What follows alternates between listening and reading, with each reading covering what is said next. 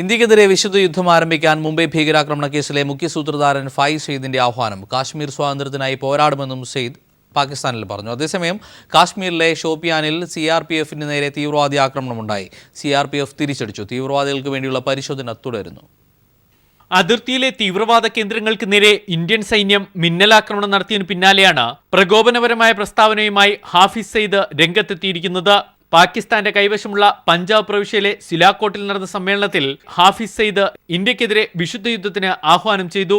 പാകിസ്ഥാൻ ഇന്ത്യക്ക് മറുപടി നൽകും, കാശ്മീർ സ്വതന്ത്രമാക്കാൻ പോരാട്ടം തുടരുമെന്നും സെയ്ദ് പ്രഖ്യാപിച്ചു. മുംബൈ ഭീകരാക്രമണത്തിന്റെ മുഖ്യ സൂത്രധാരകനാണ് സെയ്ദ്. ഇയാളെ പിടികൂടി കൈമാറണമെന്ന് പലതവണ പാകിസ്ഥാനോട് ഇന്ത്യ ആവശ്യപ്പെട്ടിട്ടുള്ളതാണ്.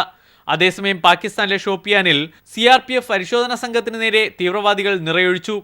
ഇവർക്കെതിരെ CRPFും തിരിച്ചടിച്ചു.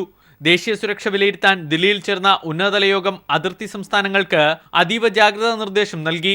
രാജ്യത്തെ എല്ലാ മെട്രോ സർവീസുകളോടും സുരക്ഷ ശക്തമാക്കാൻ ആവശ്യപ്പെട്ടിട്ടുണ്ട്. മെട്രോകൾ ആക്രമിക്കപ്പെടാമെന്ന് രഹസ്യാന്വേഷണ വിഭാഗം റിപ്പോർട്ട് ചെയ്യുന്നു. News bureau, Delhi.